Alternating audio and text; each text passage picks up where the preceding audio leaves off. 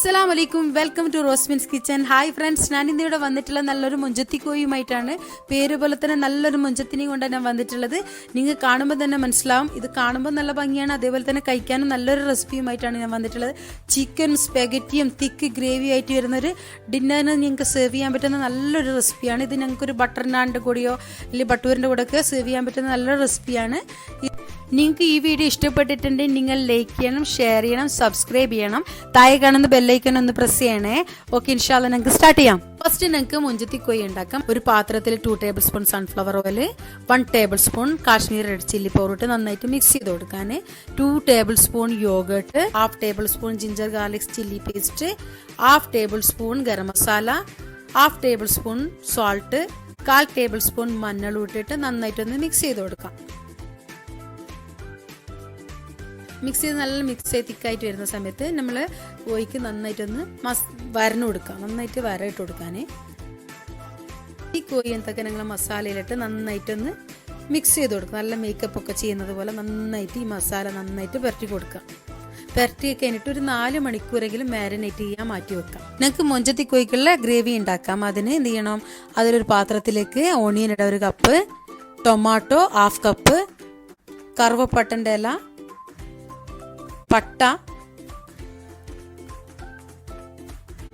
പിന്നെ ginger garlic പേസ്റ്റും 1 ചില്ലിയും ഇട്ടിട്ടുണ്ട്, അതും ഇടാൻ.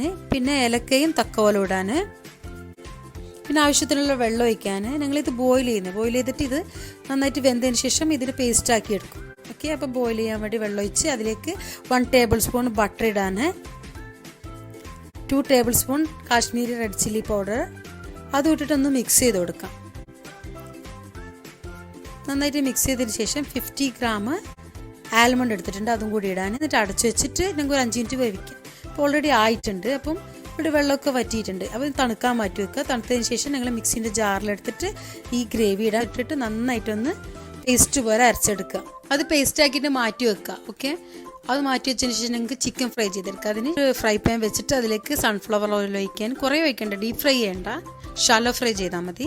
അതിലേക്ക് മാരിനേറ്റ് ചെയ്തിട്ടുള്ള ചിക്കൻ ഇട്ടിട്ട് നന്നായിട്ട് ഫ്രൈ ചെയ്തെടുക്കാം. ഞങ്ങൾ തിരിച്ചും മറിച്ചും ഇട്ട് നന്നായിട്ട് ഇത്തിരി ഗോൾഡ് കളറാവുന്ന വരെ ഫ്രൈ ചെയ്തെടുക്കാം.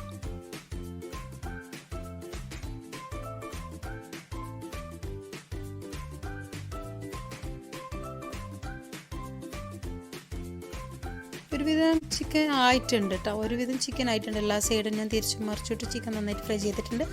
അത് മാറ്റി വെക്കാൻ. അത് മാറ്റിയതിന് ശേഷം നിങ്ങൾക്ക് സ്പെഗറ്റി എടുക്കാം.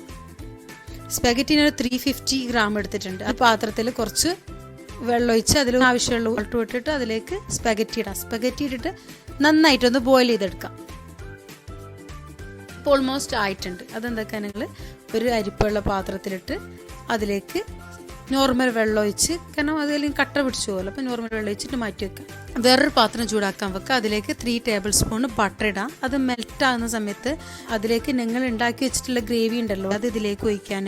ഓൾറെഡി ഫ്രൈ ചെയ്ത് വെച്ചിട്ടുള്ള ചിക്കൻ ഫ്രൈ ചെയ്തിട്ടുണ്ടോ, അതിൻ്റെ ഒരു 2 ടേബിൾ സ്പൂൺ അതിലുള്ള ഇത്തിരി എണ്ണ ഉണ്ടല്ലോ, അത് ഇതിലേക്ക് ഒഴിച്ചു കൊടുത്തിട്ട് നന്നായിട്ടൊന്ന് മിക്സ് ചെയ്ത് കൊടുക്കുക. തിളച്ച് ചേരുന്ന സമയത്ത് ഇത്തിരി ലെമണിൻ്റെ നീരും കൂടി ഒഴിച്ചു കൊടുക്കാൻ. അതിലേക്ക് ഇത്തിരി പുളിപ്പ് കൊണ്ടിട്ട് ആവശ്യത്തിനുള്ള ഉപ്പ് ഇടാൻ. 1/2 ടേബിൾ സ്പൂൺ ഗരം മസാല ഇട്ടിട്ട് നന്നായിട്ടൊന്ന് മിക്സ് ചെയ്ത് കൊടുക്കാം. മിക്സ് ചെയ്തതിന് ശേഷം ഞങ്ങൾ സ്പെഗറ്റി വേവിച്ച് വെച്ചിട്ടില്ല, അത് ഇതിലിട്ട് കൊടുക്കാൻ. അത് ഫുള്ളായിട്ട് ഒന്നിച്ചിട്ടരുത്, ഹാഫ് ഇട്ടിട്ട് നന്നായിട്ടൊന്ന് മിക്സ് ചെയ്ത് കൊടുക്കാൻ. ഇല്ല, ഇത് കട്ട പിടിച്ചു. അപ്പോൾ ഹാഫ് മിക്സ് ചെയ്തതിന് ശേഷം പിന്നെയും ബാക്കിയുള്ളതും കൂടി ഇട്ടിട്ട് നന്നായിട്ടൊന്നും കൂടി മിക്സ് ചെയ്ത് കൊടുക്കാം. അത് നന്നായിട്ട് തിളച്ച് വരുന്ന സമയത്ത് ഞങ്ങൾ ഫ്രൈ ചെയ്ത് വെച്ചിട്ടുള്ള ചിക്കൻ ഉണ്ടല്ലോ, അത് ഇട്ട് കൊടുക്കാൻ. ഇതിലിട്ടിട്ട് ഒരു 10-15 മിനിറ്റ് നന്നായിട്ട് കുക്ക് ചെയ്യുക.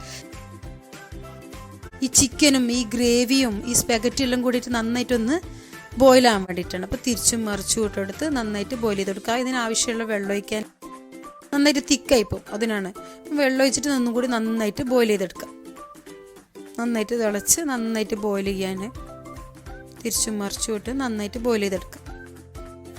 ഇപ്പോൾ ഓൾമോസ്റ്റ് ആയിട്ടുണ്ട്. ഇതിലേക്ക് ഞങ്ങൾ എന്ത് ചെയ്യണം, മെത്തി ലീഫ് എടുത്തിട്ടുണ്ട്, അത് ഒന്ന് ഇട്ട് കൊടുക്കാൻ. അപ്പോൾ അതിൻ്റെ ടേസ്റ്റ് നല്ലൊരു ടേസ്റ്റാണ് അതിലേക്ക്. ഓക്കെ, അതിൽ ഫ്രഷ് ക്രീമുണ്ട്, അതിനൊരു 2 ടേബിൾ സ്പൂൺ ഫ്രഷ് ക്രീമും കൂടി മിക്സ് ചെയ്ത് കൊടുക്കാൻ. ഒന്നും കൂടി മിക്സ് ചെയ്ത് കൊടുക്കാം. അതിൻ്റെ മുകളിൽ പുതിനയിലും മല്ലിയിലും ഇടാൻ.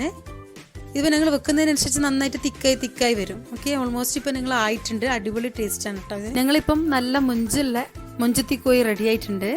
ഇതാണ് ഞാൻ പറഞ്ഞിട്ടുള്ള മൊഞ്ചത്തി കോഴി. ഇത് നല്ലതായിട്ട് സെർവ് ചെയ്യാൻ കാണുമ്പോൾ നല്ലൊരു ഭംഗിയായിരിക്കും, അതേപോലെ ടേസ്റ്റ് ഉണ്ടാവും.